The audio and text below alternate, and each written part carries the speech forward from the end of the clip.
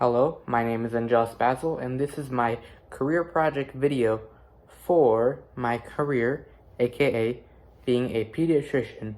In this video, you will find out all the information and everything you need to know to become a pediatrician in the medical field.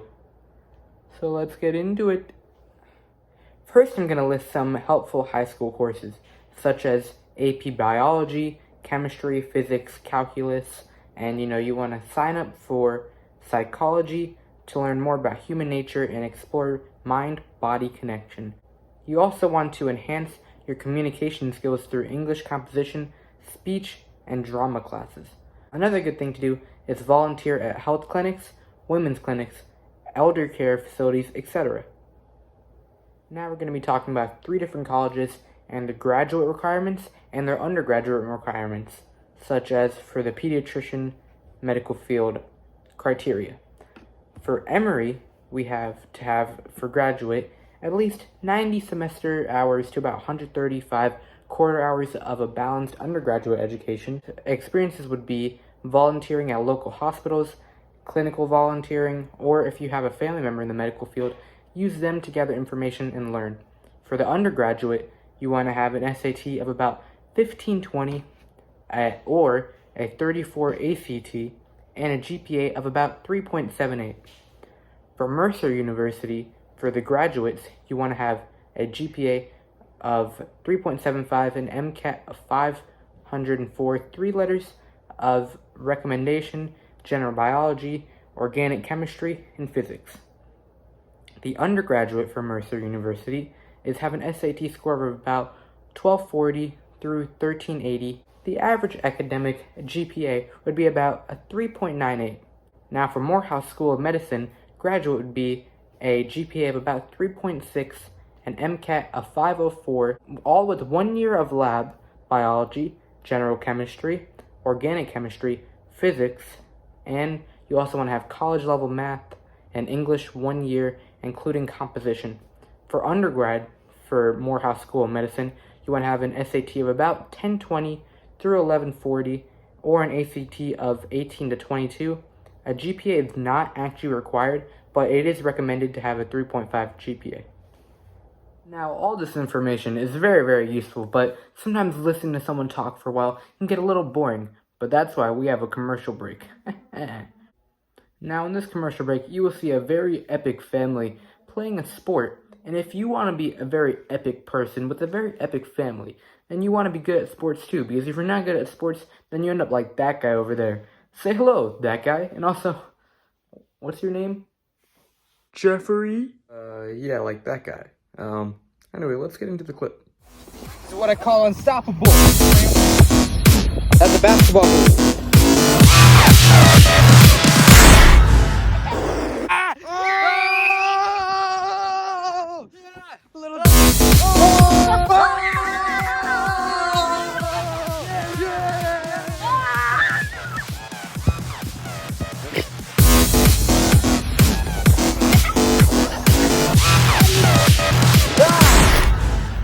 Silas, do you think we're gonna make a lot of shots?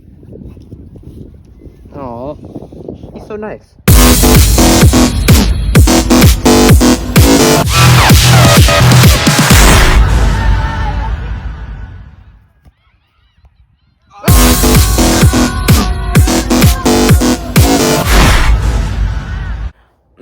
The salary of a pediatrician can range between $150,000 to $280,000 according to Salary.com, or $120,000 to $200,000 according to ZipRecruiter, or $190,000 to $320,000 according to ERI.com.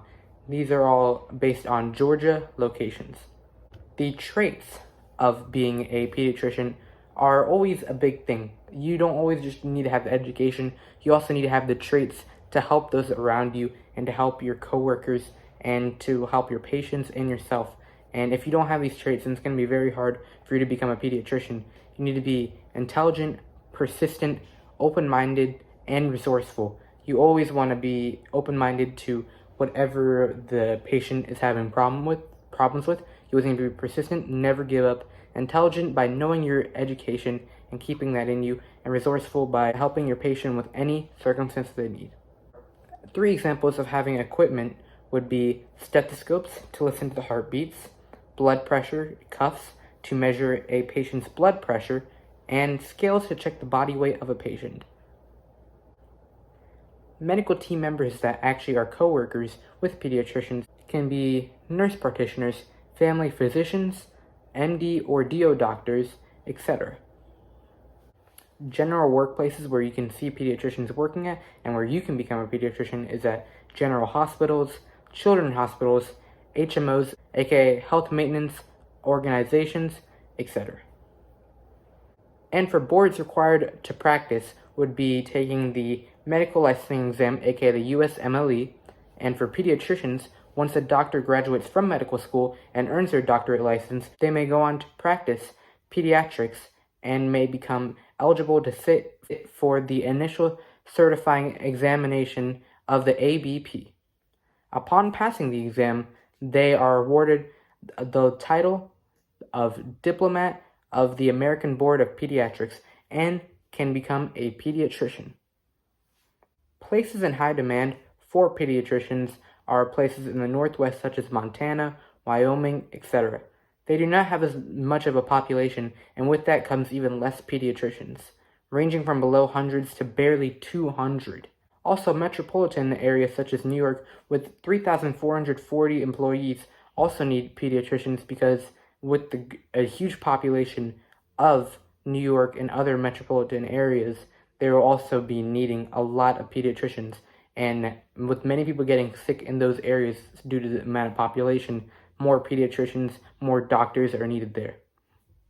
Finally, for the career path / timeline, you want to obtain a bachelor's degree, aka 4 years, take the MCAT, apply to medical school, graduate from medical school, about another 4 years, begin the licensure process, apply for and complete a residency in pediatrics, about 3 years, and become board certified, and pursue a career in pediatrics. This will take about 11 years in all, so this will be a long run, but in the end, it will all be worth it, not for you, not just for your family, but also for other people who you want to help, and just everyone in general. And it's always a great example to set, and working hard is never a bad idea.